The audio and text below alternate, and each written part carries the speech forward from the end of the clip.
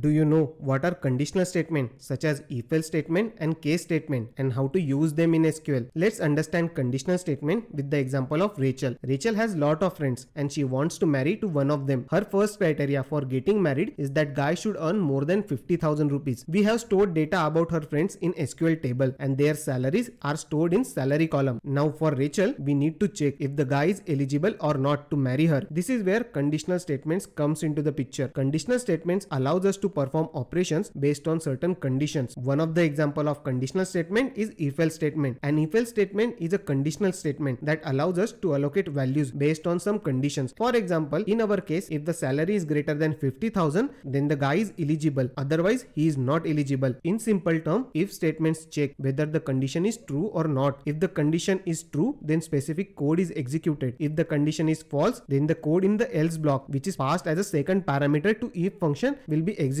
So for our example, we need to write if statement inside the select statement. So our query becomes select name. If salary is greater than 50,000, then eligible, else not eligible, as eligibility from friends. This query will return table with the two columns, name and eligibility, which will tell Rachel which guy is eligible for her. Now Rachel wants to categorize boys based on their earning. For example, if they are earning more than 100,000 rupees, then they are priority 1 for marriage. If they are earning more than 75,000 rupees, then they are priority 2. Otherwise, they are priority 3. We can solve this problem using nested if-else statement, which makes code complicated. This is where case statement comes into the picture. Case statement allows us to write multiple if statement in simplified format. To write case statement, first we have to write case keyword followed by when statement, which includes condition, and end it with the end keyword. So the flow of our program will be if condition in the first when statement is true, then part will be executed and other when statements will be ignored. Condition in the first when statement is not true, then the condition in the second when statement will be evaluated, and so on. If none of these conditions are true, then only else part will be executed. So for our example, we can combine case statement with the select statement. So our query becomes select name, comma, case, when salary is greater than 100,000, then P1. When salary is greater than 75,000, then P2, else P3, and then end it with the end as a priority from friends. This query will return table with the two columns, name and priority, where friends are prioritized based on their salary. So Rachel can take efficient decision. That's it for today's video. Follow my channel for more such videos.